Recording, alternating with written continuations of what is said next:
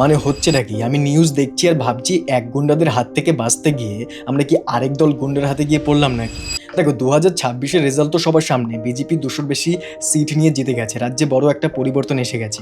সেটা নিয়ে আনন্দ হওয়াটা স্বাভাবিক, কিন্তু এই ভাঙচুর কেন?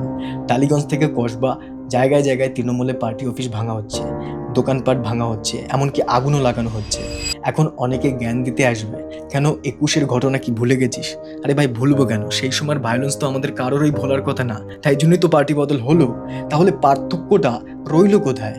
নরেন্দ্র মোদী যখন বলেছে বদলা নেই বদলাও চাইয়ে, তখন তুমি কেন নিজের দলের নাম খারাপ করছো? সাধারণ মানুষ কি এতে শান্তিতে থাকবে? তোমার হাতে, অর্থাৎ পার্টির হাতে এখন পাওয়ার আছে গত 15 বছরের দুর্নীতির বিরুদ্ধে লিগ্যাল অ্যাকশন নাও, যেটা তোমাদের ম্যানিফেস্টোতেও লেখা আছে। সেটা ছেড়ে রাস্তায় নেমে এই গুন্ডামি করা কতটা ঠিক? আসলে এই ভিড়ের মধ্যে মানুষ নিজের বিবেক হারিয়ে ফেলে।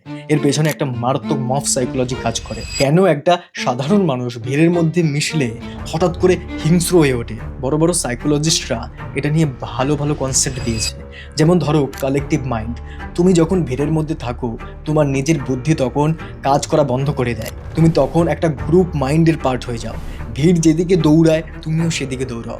নিজের উপর আর কোনো কন্ট্রোল থাকে না। এর সাথে কাজ করে অ্যানোনিমিটি। ভিড়ের মধ্যে তোমার মনে হয় আমাকে তো আলাদা করে চিনতে পারছে না, তুমি তখন ভাবছো আমাকে তো কেউ দেখছে না। তখন তোমার ভেতরের ভয় আর দায়িত্ববোধ দুটোই কমে যায়। সাইকোলজিতে এটাকে বলে ডি ইন্ডিভিজুয়েশন। মানুষ যখন নিজেকে হারিয়ে পশুর মতো আচরণ শুরু করে। আর একটা বড় কারণ হচ্ছে শেয়ার্ড গিল্ট বা দায়িত্বের বিভাজন। ধরো তোমরা 100 জন মিলে কোনো অফিস ভাঙচুর করছো, তখন তোমার মনে হবে আমি তো একা করছি না, সবাই করছে। এই দোষটা তখন সবার মধ্যে ভাগ হয়ে যায়। এটাই মানুষকে আরো হিংস্র করে তোলে। কেউ তখন পার্সোনালি গিল্টি ফিল করে না। অনেক সময় খুব সাধারণ মানুষও ভিড়ের মধ্যে এমন জঘন্য কাজ করে ফেলে যেটা সে একা থাকলে কোনোদিন ভাবতেও পারতো না। তারা জাস্ট নিজের বিচার বুদ্ধি অফ করে ফেলে।